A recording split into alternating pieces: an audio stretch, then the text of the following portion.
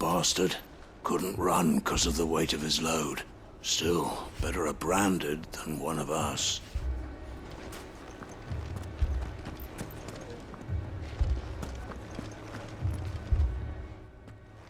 Sid!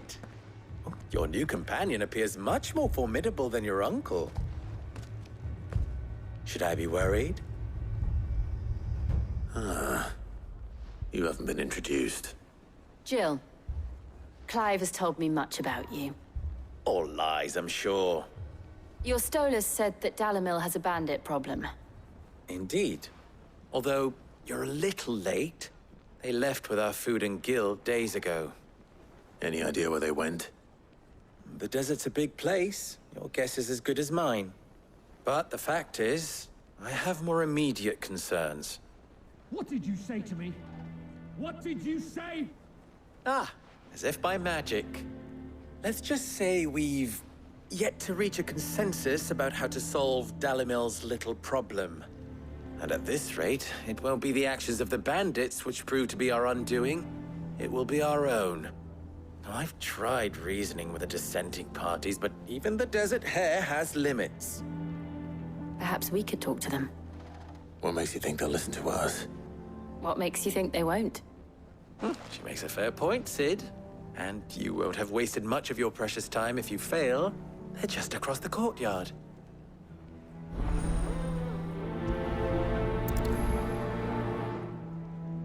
Suppose we just follow the shouting.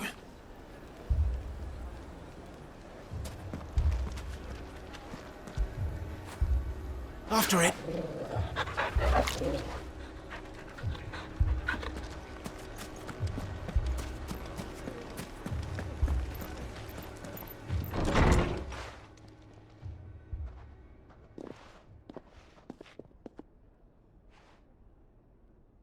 You wouldn't talk like that if it had been your men whose throats were slit. Blood for blood, it's the only way. We hire mercenaries and have them mount the bandits' heads on our walls as a lesson to the rest. And what happens when those mercenaries are slaughtered like your men? Are you going to hire more?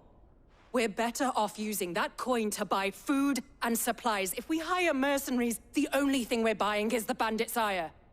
And you cannot fill empty bellies with that. Do you hear me? But what happens when they come back? Maybe it'll be your throat that's slit. That's enough. Both of you. Any more of this and I'll throw you out myself. Come back when you're ready to talk like adults.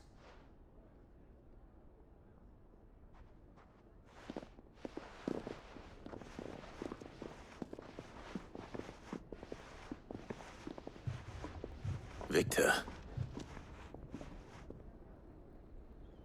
What's he doing here?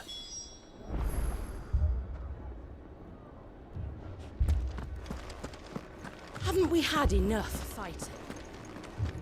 Bloody well have. Next time those two put each other's throats, I'm barring them both.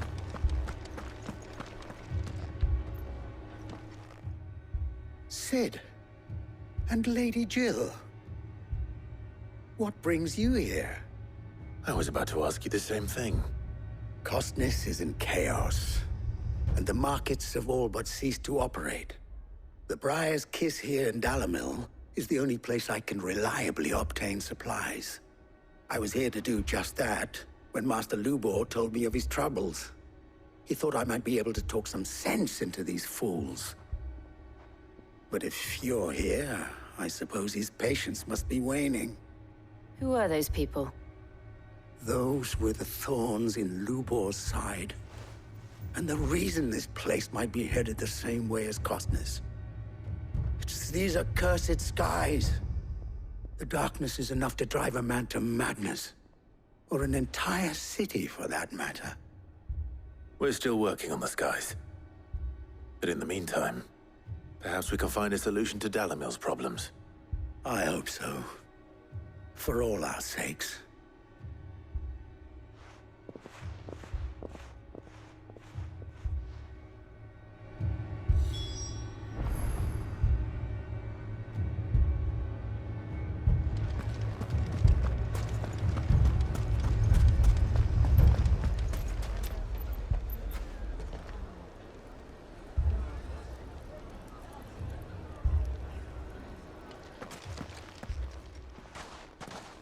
So, you see my predicament?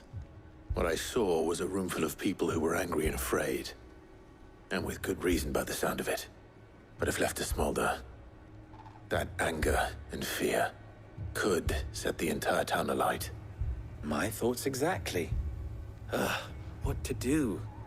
Both sides wish to protect their homes and livelihoods, if only they could agree on how. But as long as they are divided, we are vulnerable. And if there's one thing bandits like, it's an easy target. What would Sid the Outlaw suggest? Well, if it were my namesake, he'd let them choose for themselves, and be on hand to pick up the pieces when it all went wrong. That sounds like a recipe for disaster. A recipe for disaster is precisely what it is. But perhaps that realization would be enough to make them question the ingredients. While it's plain neither Conrad nor Natalie will countenance the other's proposal, it may still be possible to make them doubt their own. Before presenting them with a third option. And that would be? To pool our resources and save the city ourselves. Why fight each other? When all that fear and anger can be directed at the bandits. It appears we have a plan of action. Victor, pay Conrad a visit. See if you can't convince him of his folly. I'll speak with Natalie. As you wish.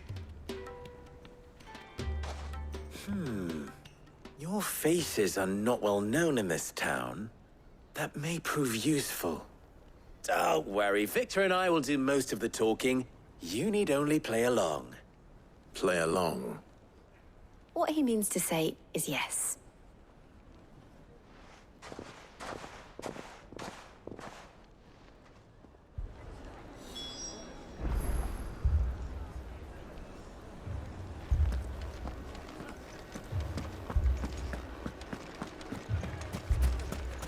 Picture it, Conrad.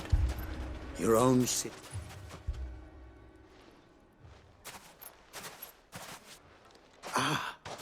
Here she is.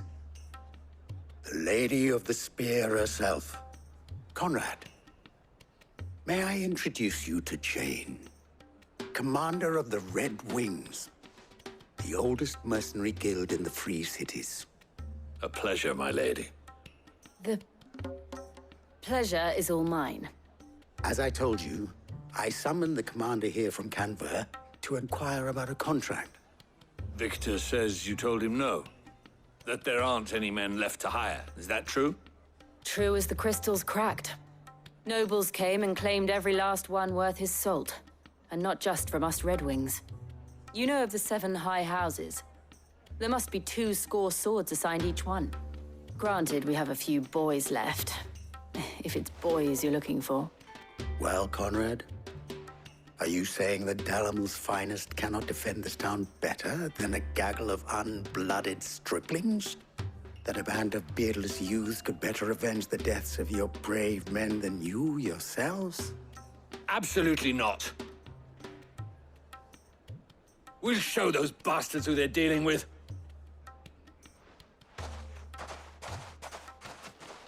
I can't believe that actually worked. Conrad's not what you call the brightest candle in the crypt. And there's a reason why I had you do the talking and not Sid. Well played, my lady.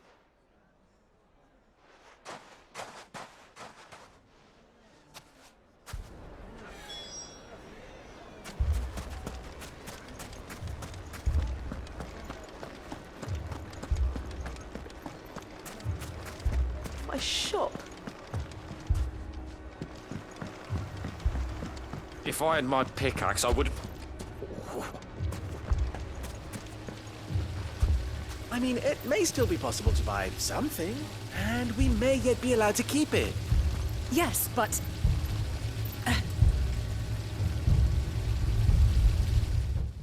Here he is now. Natalie, allow me to introduce Lord Underhill of Randalar's prestigious League of Merchants. Lord Underhill. At your service. Underhill. I was just telling the good lady of our conversation, my lord, and how you were lamenting the state of the capital's stores. Lubor says that not only are the granaries almost empty, but that war and the Blight mean this season's harvest won't be enough to fill them for winter. Indeed, certainly that is the case. The nobles in the capital are buying up the city's stocks of barley and wine, driving the prices higher than most commoners can afford. It is only a matter of time before the peasants revolt. It is worse than I thought. If what Lord Underhill says is true, I fear we have little hope of supplementing our stores, meager though they regrettably are. And while I applaud your endeavors to dissuade our more bellicose citizens from seeking vengeance, I sense Conrad is not wrong in his assessment of the bandits' likely return. Which means that now, more than ever, we will need to secure what little we still have. Food, weapons, herbs, everything. If our humble town is to endure not only this hardship, but those that are certain to follow, we must stand united. All right. If it will help to protect my home, I'll do it. But you needn't have gone through this charade.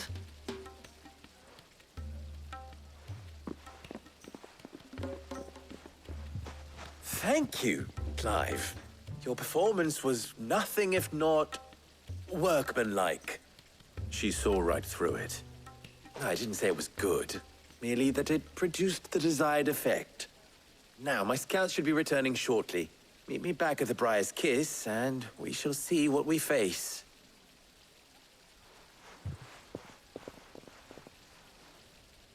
I'm not convinced our roles in this ruse were entirely necessary. I don't know. Conrad seemed quite taken with you. Mummy, I'm scared. What if the bad men come back? It's all right. We're all right now.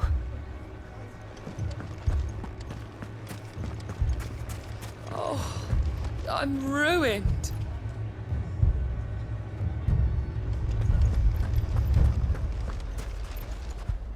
Good news, Sid.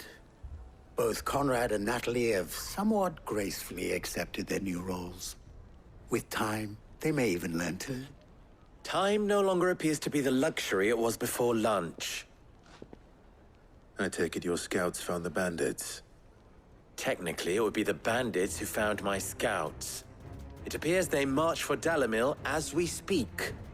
All of them. You're not serious. They don't just want food, they want the whole damn town.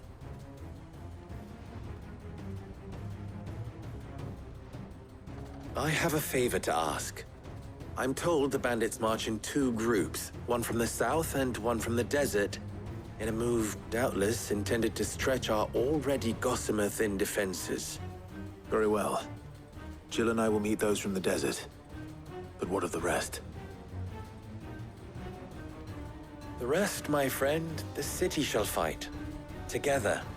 The stakes, I concede, are high. But if this does not unite Dalimil, nothing will. That is a lot of faith to put into those who had their hands around each other's throats but a moment ago. Then it will be for us to see that their hands are kept occupied. And I do mean us. I thought you might say that. We'll hold them off for as long as we can. And we will do the same.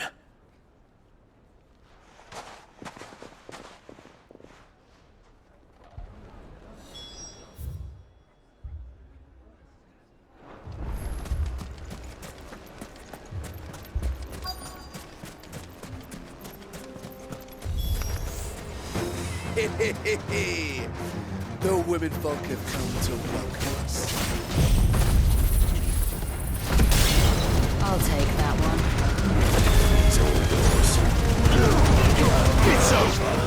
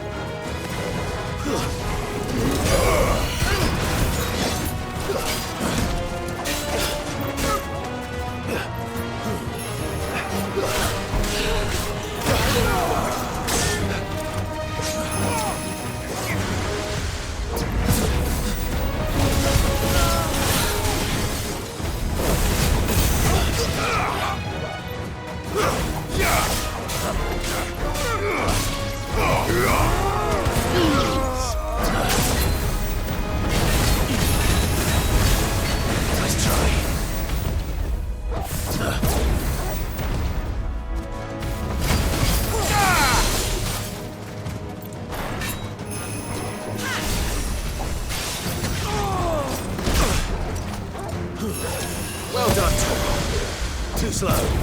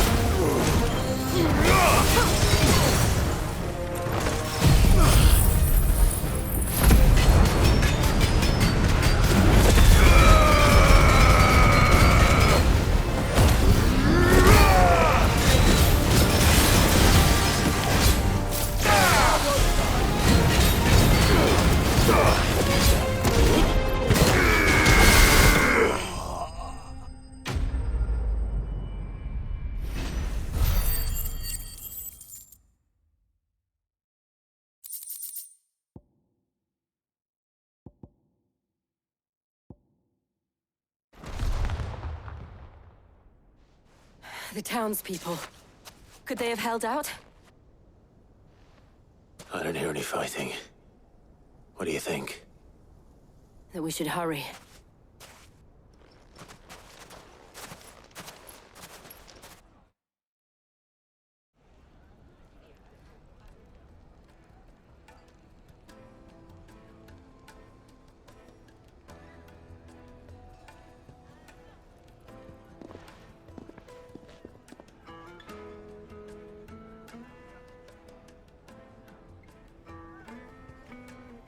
Natalie, I owe you an apology. You did well out there. The inn would have been lost had you not held the line. Without you, there would have been no line to hold. You saved us, Conrad. You saved Dalimil. We all saved Dalimil.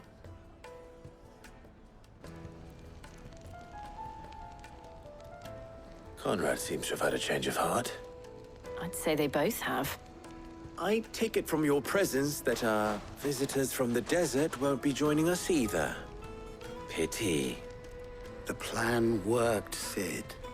Granted, it only took an army of bloodthirsty bandits at our gate. Calm now, Victor. Why quibble over the details?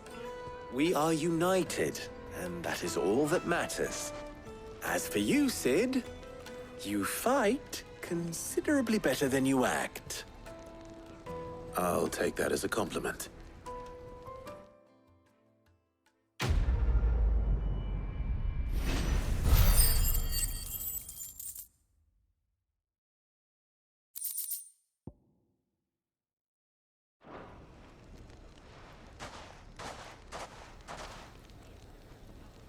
Our friends seem to have things under control.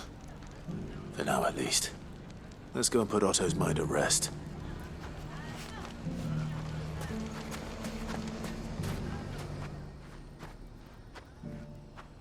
Well, this isn't at all foreboding.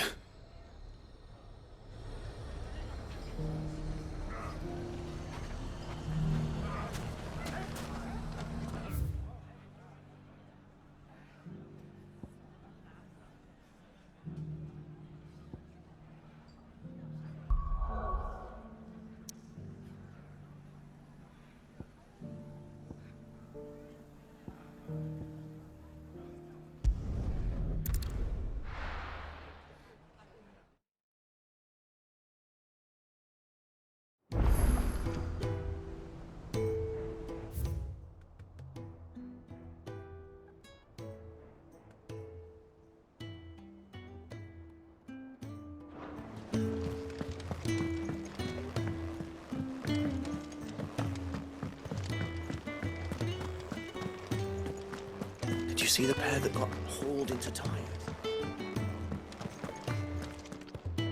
Welcome back, my lord. I only just arrived myself. No one seemed to know where I should go, so I thought I'd guard your chambers until instructed otherwise.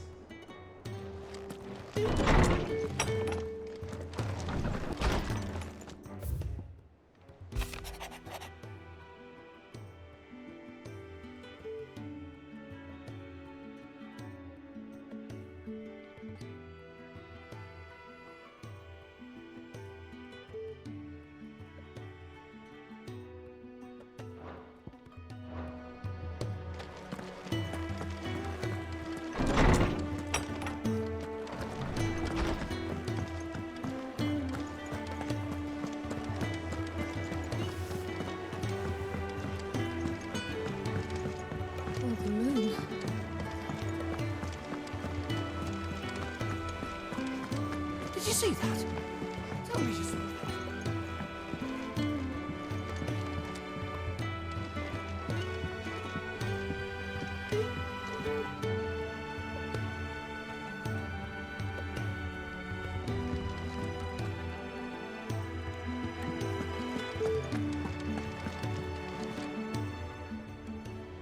Welcome to the Patron's Whisper. Is everything we've received and everything promised?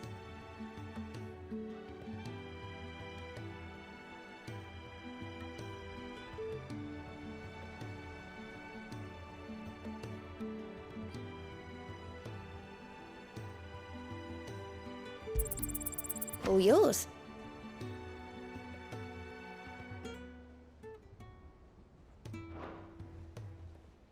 Best of luck out there, Sid.